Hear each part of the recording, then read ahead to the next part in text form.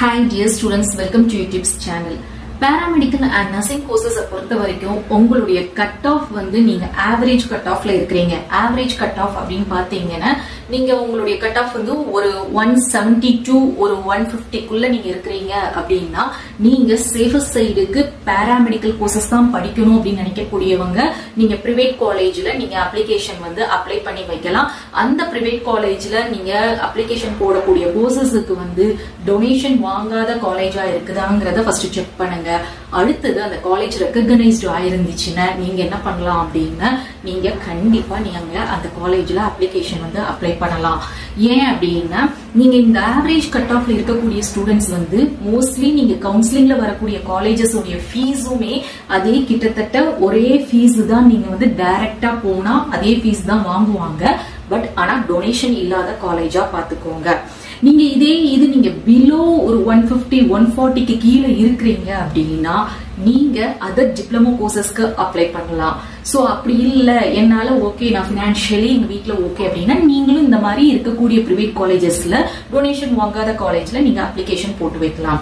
So both இந்த average cut off low cut off ரெண்டு cut ஆஃப்ல இருக்கக்கூடிய ஸ்டூடெண்ட்ஸ் வந்து சேஃபர் சைடுக்கு இது அப்ளை பண்ணி வைக்கிறது வந்து ரொம்ப நல்லது.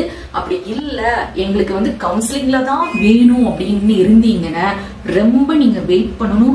ரொம்ப பொறுமையா வெயிட் பண்ணணும்.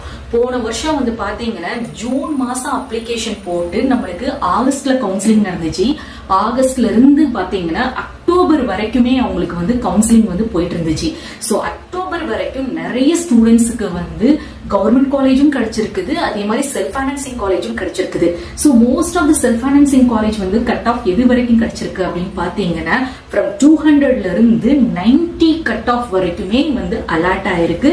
சோ உங்களுக்கு டிஸ்பிளேல இப்ப காமிக்கிறேன். அந்த காலேஜ் அலாட்டட் லிஸ்டோட cut off last cut off பாத்தீங்கன்னா தெரியும் 90 வரைக்கும் கிடைச்சிருக்குது. ஈவன் கவுன்சிலிங்ல வந்து பாத்தீங்கன்னா 75 கட் ஆஃப் வரைக்கும் கூப்பிட்டு இருந்தாங்க. காலேஜ் அலாட் ஆனது வந்து 90 வரைக்கும் கிடைச்சிருக்கு.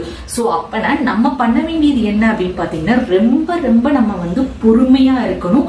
சோ பாத்தீங்கன்னா அக்டோபர் வரைக்கும் கவுன்சிலிங் நடந்திருக்கு. சோ நிறைய பேர் வந்து சீட் அலாட் ஆகி அந்த சீட்டை போய் ரிப்போர்ட் பண்ணாம இருந்திருப்பாங்க காலேஜ்ல. அந்த மீதமா இருக்கக்கூடிய வேக்கண்டான சீட்ஸ் தான் திருப்பி என்ன பண்ணாங்க அப்படின்னா மாப் அப் கவுன்சிலிங் சொல்லிட்டு ஒரு 3 தடவை கண்டக்ட் பண்ணாங்க. சோ அதுல நிறைய ஸ்டூடெண்ட்ஸ் வந்து பார்ட்டிசிபேட் பண்ணவங்களுக்கு சீட் அலாட் ஆயிருக்கு. சோ இப்படி இருக்கும்போது அதுக்கு நம்ம வெயிட் பண்ணும்போது நம்மளுக்குள்ள ஒரு பதட்டம் இருக்கும், ஒரு பயம் இருக்கும். ஏன்னா இதுலயும் சீட் இல்லாம அதுலயும் சீட் இல்லாம இந்த 1 இயர் வேஸ்ட் ஆயிடக்கூடாது அப்படின்னு நம்ம எல்லாருமே போக்கஸ் பண்ணுவோம். அது பயம் நியாயமானதுதான். அதுக்குதான் நான் சொல்றேன், நீங்க பிரைவேட் காலேஜ்ல பாராமெடிக்கல் தான் படிக்கணும்னு இருக்கிறீங்க அப்படின்னா டொனேஷன் இல்லாத காலேஜஸ் நிறைய இருக்குது. அந்த காலேஜஸ்ல நீங்க வந்து அப்ளை பண்ணலாம். அப்படி இல்லைன்னா அதர் டிப்ளமோ கோர்சஸ் வந்து நீங்க அப்ளை பண்ணலாம். அப்படி இல்ல அப்படின்னா சேஃபர் சைடுக்கு நீங்க கவர்மெண்ட் ஆர்ட்ஸ் அண்ட் சயின்ஸ் காலேஜ்லயும் நீங்க அப்ளை பண்ணலாம். Government arts and science college அப்படின்னு எடுத்துக்கிட்டீங்கன்னா அப்ளிகேஷன் ஃபீஸும் குறைவு உங்களுக்கு, அதே மாதிரி காலேஜ் ஃபீஸும் குறைவு.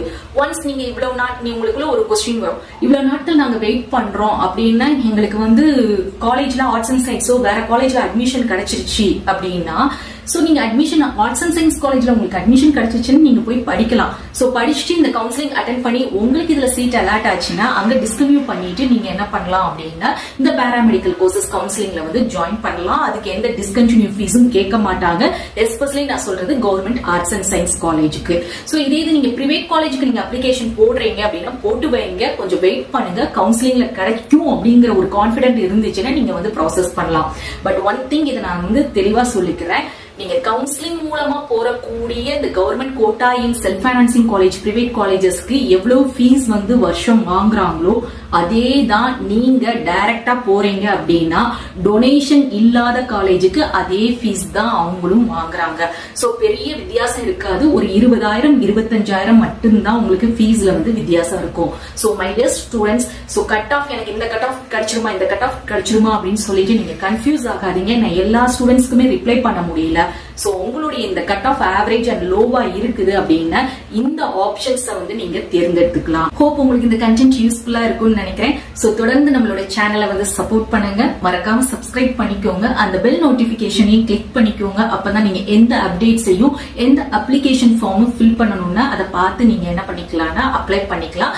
அதே மாதிரி நம்மளுடைய வாட்ஸ்அப் சேனலையும் டெலிகிராம் சேனலையும் ஜாயின் பண்ணிக்கோங்க. லிங்க் வந்து டிஸ்கிரிப்ஷன்ல இருக்குது. தேங்க்ஸ் ஃபார் வாட்சிங்.